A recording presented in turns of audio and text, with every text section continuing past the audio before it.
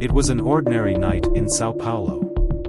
The skyscrapers shone, traffic pulsed, and the city's lights illuminated the metropolis.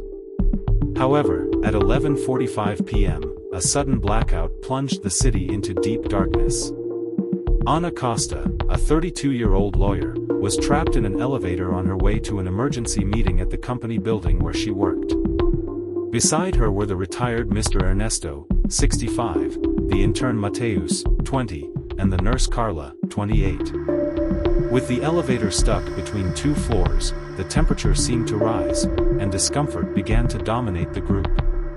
Mateus tried, in vain, to call for help on his cell phone, but no signal worked. Ana tried to stay calm, while Ernesto prayed softly. Carla, however, began to notice that something was terribly wrong when she saw shadows moving in the corners, even without light. After 30 minutes of being stuck, a strange sound echoed through the elevator, a creak followed by a metallic scrape.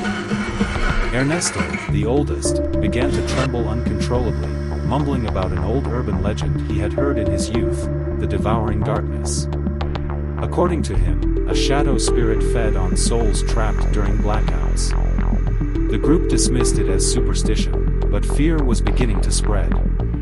While trying to pry open the elevator door, Mateus found a small pocket radio in his backpack. Through static, they heard a broken transmission: São Paulo, total blackout, people disappearing in the shadows, avoid the darkness. The message was followed by screams before the radio went completely silent.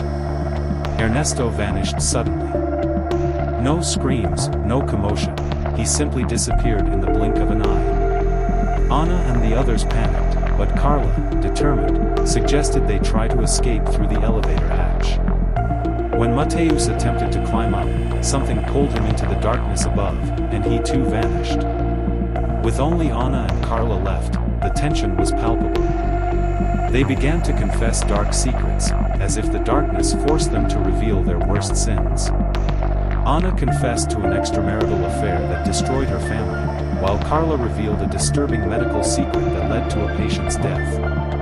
The darkness seemed to feed on these secrets, intensifying the noises and movements around them. Ana finally understood the pattern: the darkness was feeding on guilt and unresolved secrets. She convinced Carla that they needed to atone somehow to survive. Together, they tried to pray and ask for forgiveness, but the darkness was relentless. Carla was taken, leaving Ana alone. In desperation, Ana realized that the only way to survive was to face the darkness head-on. She shouted her deepest sins, confronting her inner shadows. The darkness momentarily receded, allowing Ana to force the elevator door open and escape. Upon exiting the building, Ana discovered that São Paulo was deserted. Only emergency lights flickered faintly, revealing empty streets and abandoned cars. She found a toppled police car with a message written in blood: "The darkness will come for everyone." When Ana finally thought she had escaped, the lights returned, and the city seemed to revive for a brief moment. But, as she looked into the reflection of a glass window, she realized she was no longer the same.